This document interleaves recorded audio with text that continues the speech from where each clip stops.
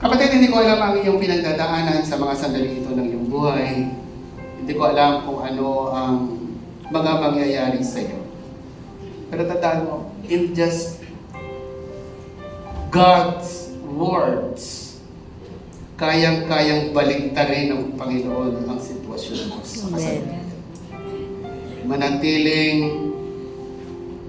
lumalapit at nagsusumiksik sa Diyos, anuman ang iyong pagdaanan. Even sometimes we fail. Alam ng Diyos ang kanyang ginagawa. Pwede ba tayo?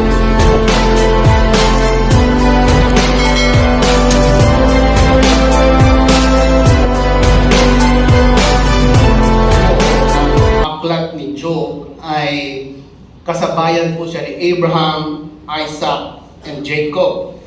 Yung iba naman, ang nagsasabi, maybe on the latter years, sa panahon po ni Malakay, mga 4 or 3, 4, 5 years before the time of Christ. So, meron po silang discrepancy or hindi pagkakasundo sa mga bagay na ito. Nevertheless, ang isang katotohanan ay nangyari po ang panahon o nangyari po si Job.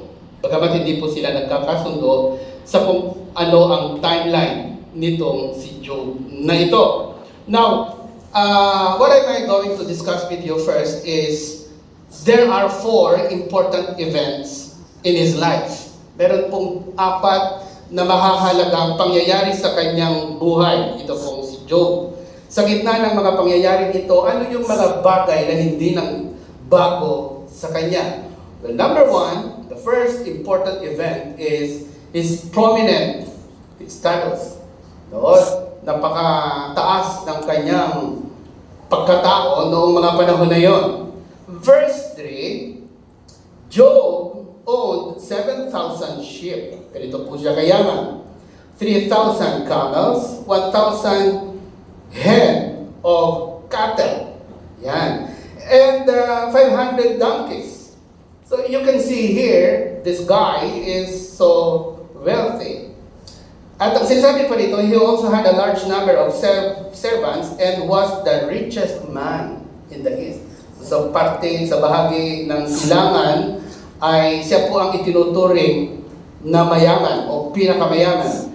What I'm reading to you is the GNT version, but in the NKJV or New King James Version, the words that was used is, he was the greatest, or the richest man in the East, the greatest of all the people of the East. Hindi lamang po siya mayaman, kundi itinuturing po siya na pinakadakila, pinakamagaling, pinakamahusay. Yan po ang ibig sabihin ng greatest of all the people of the East. Now, just a brief summary of his persona.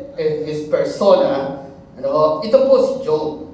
Ganito po ang kanyang pagkatao. Unang-una, as being a prominent man, he was a businessman. Inilatag po kung gaano siya kayaman, and therefore, dahil sa mga kayamanan na ito, dahil sa kanyang mga possessions, he was on a trade, and therefore, this guy was a businessman, and that being said, he was so wealthy. At alam naman po ninyo, kahit na sa anong panahon, a businessman, a wealthy man, he must be a powerful man and influential. He could make a command. Maraming mga tao sa kanyang sinasakupan, marami po siyang manggagawa, at ilalapitan po siya ng iba pang kapwa niya mayayaman. And being the greatest, I would assume he was a leader. At sa mga binasa natin, at sa buong buhay ni Job, this guy is a godly man. Gusto niyo po ba yun? Amen. Siya po ay may mga anak, katulad ng binasa natin, siya po ay napaka-influensya, businessman, wealthy. Kung hindi niya po naiintindihan yan, hindi niyo nag-grasp. Ayan, ito maiintindihan niyo. Job was a ninong material. Tama ba? Yung mga ikakasal niyo, ganyan-ganyan, mga hahanapin niyo siguro. Maliban sa malapit kayo dapat. Tama po ba? Ayan. Now, ito ang kanyang status. being a prominent man. Pero ano ba talaga ang totoong trabaho nitong si Job? Ano ba talaga ang kanyang ika nga ay calling mula sa Diyos? Maring ikaw ay businessman, maring ikaw ay empleyado, maring marami kang ginagawa sa mundong ibabaw. Pero ang totoong dapat mong inaayos o tinatrabaho ay ang layunin mo ayon sa pagkakatawag ng Diyos. Amen ba tayo ron?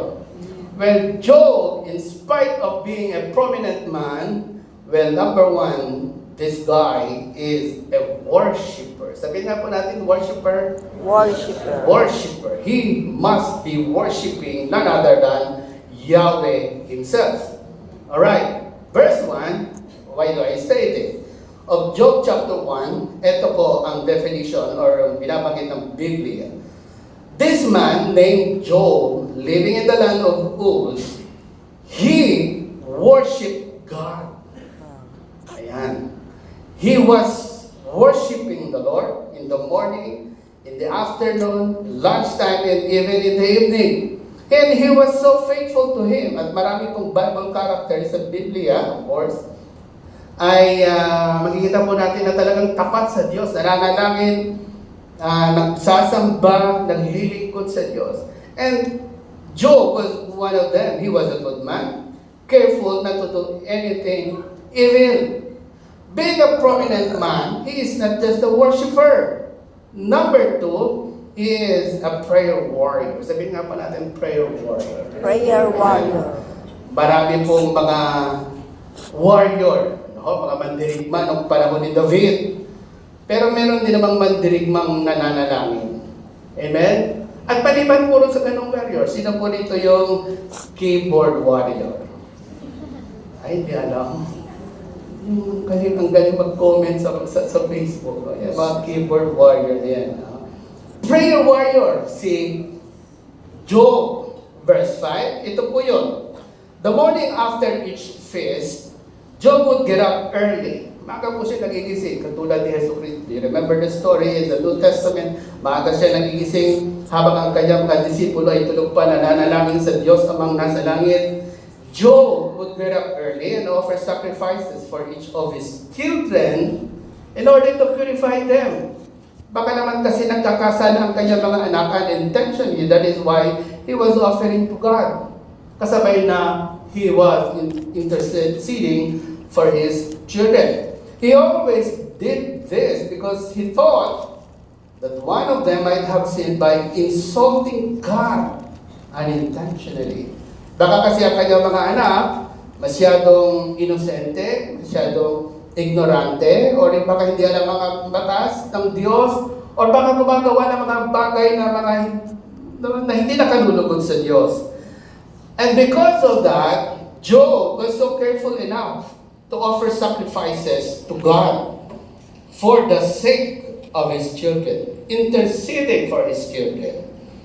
Job's jobs were not just worshiper, prayer warrior, and of course letter D or letter C. The third one, he is a servant of God. Lingkod ng Diyos. Magagawa ng Diyos. Amen ba tayo? No? Kinalulugdan ng Diyos. Yun yung kanyang having that kind of prominent status. Mananamba, mapanalanginin, at lingkod ng Diyos. Ganyan ang hahanapin nyo na inyong mapapangasawa sa mga dalaga dito. Amen ba tayo? No? At sa mga binata, ayan. Yan yung ganyang model ang dapat ninyong pamantayan. Ayan. Parang ayaw yung mag-agree. Pero at least, no, you have the idea. Now,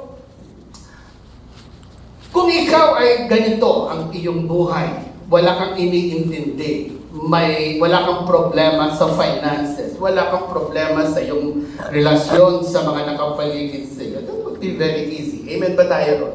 Napakadaling sumamba, napakadaling manalangin, napakasarap maglingkod sa Diyos na buhay, sa napakaganda ng iyong patotoo. But what if dumating sa iyong buhay na ang blessing and privileges that this life is giving to you is now being taken away from you. Ano kaya ang iyong gagawin? Magiging mananamba ka pa rin ba? Mapanalanginin? Or mananatili kang lingkod ng Diyos? Si Job ay hindi po exempted. In verse 8, minsan ay pinatawag ni Elohim or God, the highest God. He called his, the God, he called the heavenly angels, I should say, no? Pero yung sinasabi po sa aking nabasa, the sons of God, yun po ang term na ginamit. The Lord asked, there is no one on earth, no? Itutuloy ko lang po to. There is no one on earth as faithful and good as He is. He worships me and is careful not to do anything evil. At sa pagkakaroon ng meeting na ito ng mga heavenly, being, ay naroon din si Satan, si Lucifer, yung dragon na tinutukoy ng Book of Revelation, yung serpent noong panahon ni Eva. He was there in the meeting.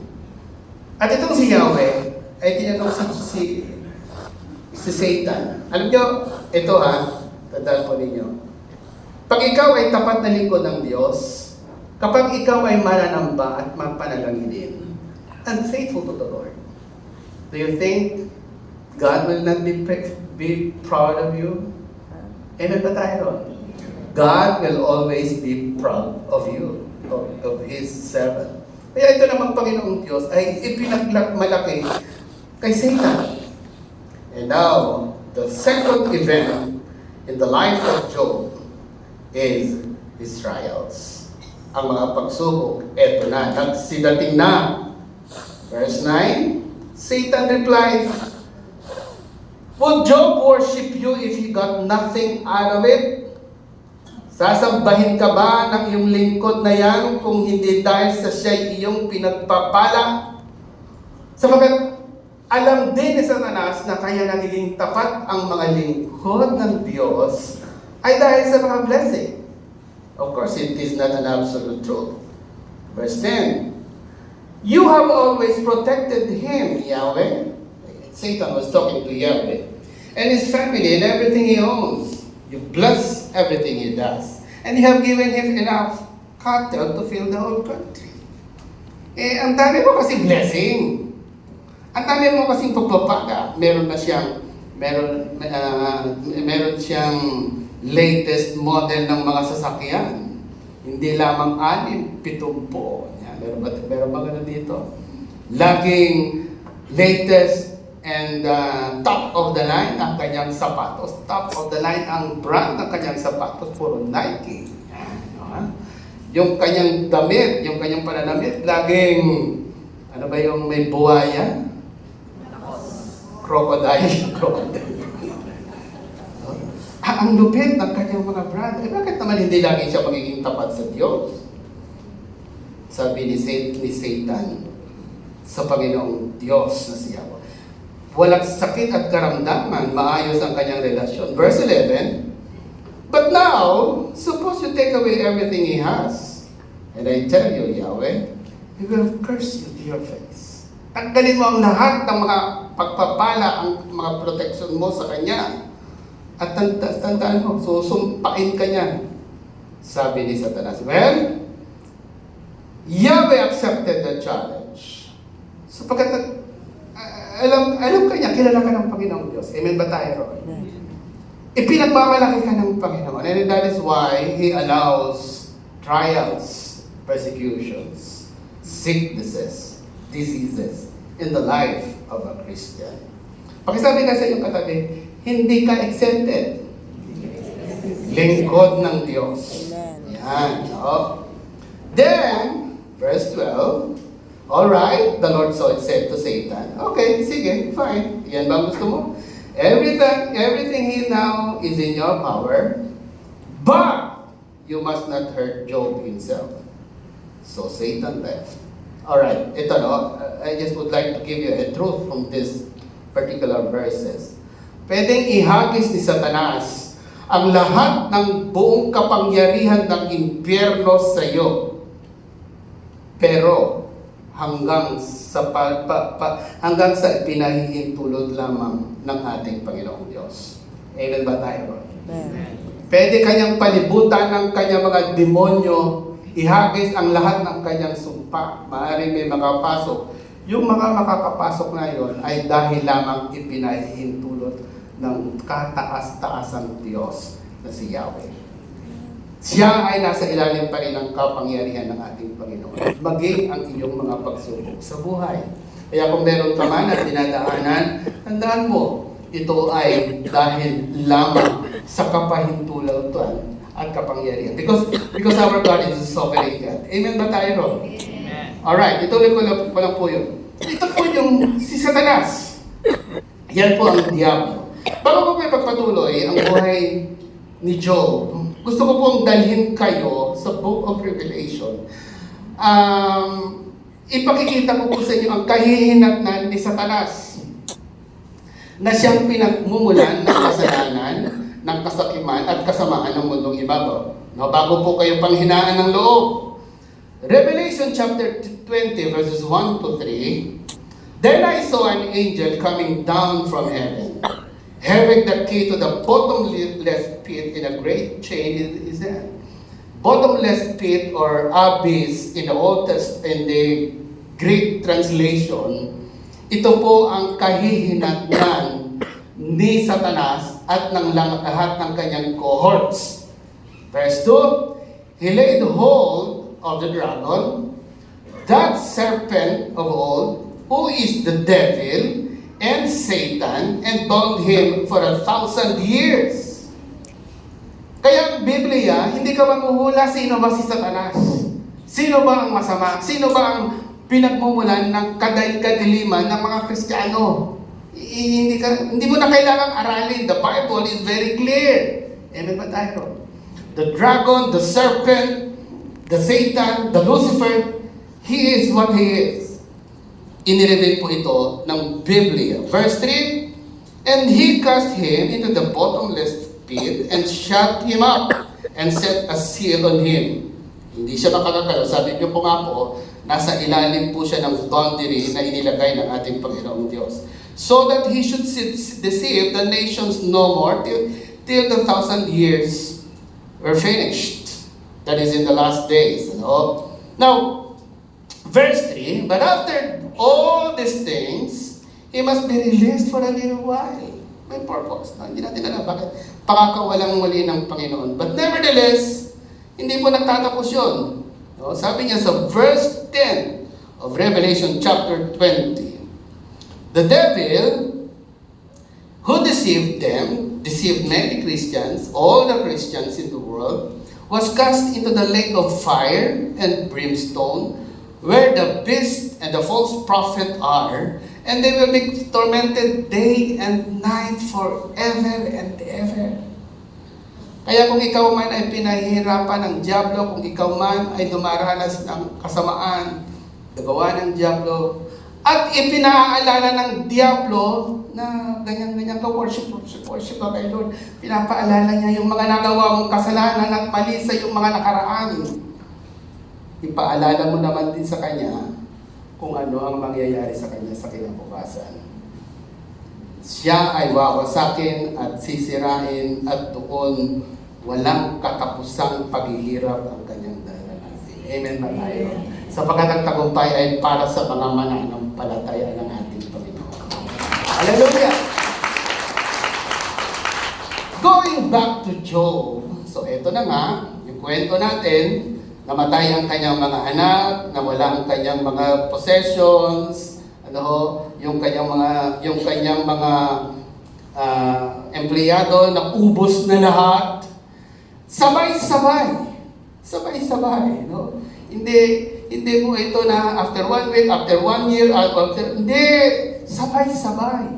Parang pag dumating yung Meralco bill, ayan na naman yung tubig, yung telephone, yung wifi, ano ba yan? Pagkatapos may babayaran ng bill sa hospital, bakit parang nag-uusap-usap sila? No? Ayan na naman si Judith. Ayan, yun ay joke na yan, no? Hindi lang pala sa'yo nangyari yun. Nangyari na nung unang-unang panahon pa sa panahon ni Job. Nangyari kay Job. What did Job do? Ano ang dapat gawin ng isang Kristiyano pag dumating at dumanas ng mga ganitong pagsubok? Verse 20, Then Job got up and tore his clothes in grief. Ano pang sabi doon? He shaved his head and threw himself face downward on the ground. Pakahirap siya. And he said, in verse 21, I was born with nothing, sa kabila ng aking pagiging prominent status, and I will die with nothing. The Lord gave, and now He has taken away. May His name be praised. Purihin ang Panginoon. Hindi nagkasala si Job, na natiling nagpupuri at sumasamba sa Panginoong Diyos. Natapos ba yun doon? Hindi. Talog tayo sa chapter 2, verses 7 to 9. Then Satan left the Lord's presence. Nakusap na naman sila. Naging tapat yung lingkod ng Diyos. Okay lang. Sabi ni Satanas, kasi naman, hindi siya nakakaramdam ng sakit. Hindi siya nakakaramdam ng disease. Subukan mong hawakan. Subukan mong ipahawak sa akin ang kanyang katawan. Pag hindi sumpain ka niyan, sabi ni Satanas. Tingnan nyo, no? Pati yung pag-atake niya sa mga Kristiyano, magpapaalam siya sa Diyos. Can you imagine that? Naisip niyo ba yun? Pati yung pagdating ng sakit at karamdaman sa iyong mga anak, magpapaalam siya sa kataas-taasang Diyos na pinaglilingkuran mo. Pati yung, bakit ka napunta sa ganyang klase ng paghihirap, yung mga persecution na ibinabato ng diablo, ipinaalam niya yan sa Diyos. Pinayagan ng Diyos para makita mo. Ito yan, no? Hindi para malaman ng Diyos kung gaano ka katapat. Kasi alam naman ng Diyos ang dulo. Amen ba tayo? Amen. I just want to make it clear. Bakit ako pinatadaan ni Lord para masukat ni Lord ang aking katapatan? Tandaan mo, alam ni Lord ang dulo. Bakit niya ako pinatadaan? Para malaman ko rin kung gaano ba ako katapat sa Diyos. Hindi dahil sa Kanya, kasi alam niya yun. Kundi dahil sa akin, para malaman ko rin kung gaano ako katapat sa Diyos. Amen. Amen ba tayo? Sige po, palakpakan natin ang Panginoon. That is verse 7. Verse 8, Job. Then Satan left the Lord's presence and made sores break out all over Job's body. Job went and sat by the garbage dump and took a piece of broken pottery to scrape his sores. Ang daming sugat. Sabi nung mabilis ang translation, parang bigsa. No? Parang bigsa. Ini-scrape niya yun ng mga palayok, mga pinasang ng palayok at sakit. At ito pa ang malala. Nawala ang kanyang mga anak, nawala ang kanyang possession, naghihirap na siya, may sakit at karamdaman. Ito pa malala. Yung asawa niya, hindi nawala. At ano nangyari? Sabi ng kanyang asawa, verse 9. His wife said to Job, Job, you are still as faithful as ever, aren't you? Why don't you curse your God and die? Bakit hindi mo pasumpain ng Diyos para mamatay ka na? Yun lang naman ang nag-uod. Can you imagine that? Nawala na lahat, natira yung asawa, with all due respect sa mga babaeng nandito, no? O baka ikaw yung lalaking ganito sa yung asawang Kristiyano. Yung ganyan, no? Sumpain mo na ang Diyos. Pero alam nyo, sa kabila ng lahat, the jobs of Job remains the same. Being a worshiper, being a prayer warrior, being a servant of God. Dadaan ka sa pagsubok, kapatid, pero mananatili kang mananamba, huwag kang titigil sa pananalangin, at manatiling lingkod ng Diyos. Ayan, sige po. Did Job fail?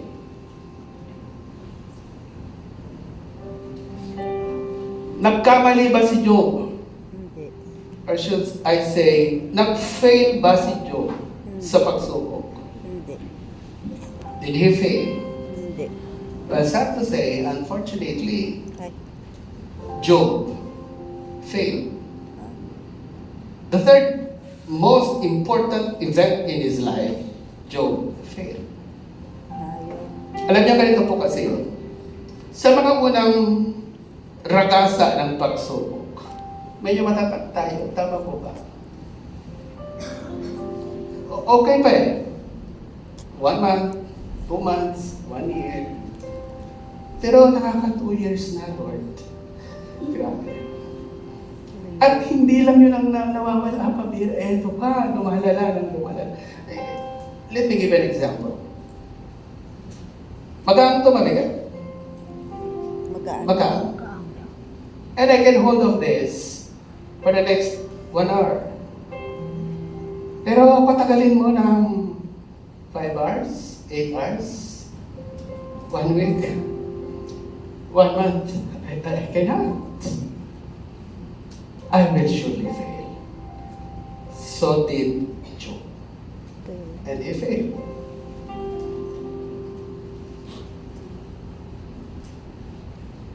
At itong si Job, kabihira, may tatlo siyang kaibigan. Parang ikaw din, may kaibigan ka rin. Dadalawin ka dahil dumadaan ka sa pagsubok and supposedly papanalangin ka, pero pambihira. Ito ang mga kaganapan sa buhay ni Job. Yung kanyang tatlong kaibigan mula sa malayo, pambihira, hindi niya makilala sa kanyang kalalagayan. The other, you know, a while ago, he was on his prominent status, napakayaman, ma-influensya, a leader, a godly, ninong material, pambihira, pero ngayon hindi mo makilala. Ubot-ubat. Kinakayod ang kanyang mga sugat. Then they sat there on the ground with him for 7 days and nights without saying a word. Minsan ito yung pinakamagandang comfort na may bibigay mo sa iyong kaibigan. You may not say the word, just being there. Because they saw how much she was so suffering. Hirap din nung kanyang dinadanas. Tagal. How many days? 7 days and 7 nights? But I can tell you, bago po dumating ang kanyang mga kaibigan, it takes months. Bago po sila dumating sa ganitong punto ng kanilang buhay bilang magkakaibigan. Ang hirap. And finally, sabi niyo po dito sa verse 1 of chapter 3, sa tagal ng hindi sila saying anything, finally Job broke the silence and cursed the day on which he had been born. Nagsalita rin, inilabas din yung kanyang sama ng loob. Yung kanyang matagal ng kinikimkim, "Oh God," in verse 2, "put a curse on the day I was born. Put a curse on the night when I was conceived." Buti pa, Panginoon, sumpain ang araw na ako'y ipinanganak. And in verse 5, "I had only heard about you before, but now I have seen you with my own eyes. I take back everything I said, and I sit in dust and ashes to show you my repentance." Itong verse 5 ito, after he had said many things that curse the day that he was born. Yung sakit at hapde ng kanyang dinadanas, inilapas niya. "Panginoon, nasaan ka? Bakit ganito? What has happened to me?" Bakit ganun? But of course, the Lord spoke. And I was already reading in chapter 42. Ang dami ng kanilang usapan, ang dami ng kanyang sinasabi, inilalabas ang kanyang sama ng loob. Ayoko na, bakit ako ipinanganak pa? Bakit mo pa ako iniluwan? Bakit nangyari sa akin ang lahat ng ito? Tapat naman ako sa iyo. Hindi naman ako nagkamali na nanatili akong sumasamba, lingkod, nananalangin. Why, Lord? Oh, yun ang mga eksena. And of course, the Lord spoke, and God spoke to him. And God rebuked him, and rebuked the other 3 friends. At ito na ngayon si Job, repenting of what he has said against God and against his faith. And in chapter 42, verse 8, the Lord said, "So take 7 bulls and 7 rams, and go to my servant Job, and offer a burnt offering for yourselves." He was talking to the friends of Job. "My servant Job will pray for you." Dumaan sa pagsubok, dumaan sa failure, and now, he remains a prayer warrior. And he was talking, and the Lord God was talking to the friends, go back to Job, and Job will still pray for you. And in verse 8, "I will not treat you as you deserve, for you have not spoken accurately about me, as my servant Job has." In spite of all of this is very good about Job. He remains a worshiper, a prayer warrior, and a servant of God. Kapatid, ito you may fail. Tao lang. Pero huwag kang bibitiw sa Diyos. Amen na tayo. Huwag kang aalis sa pagkakatawag mo sa Diyos. Huwag mong bibitiwan ang pagkakatawag ng Diyos mula sa iyo.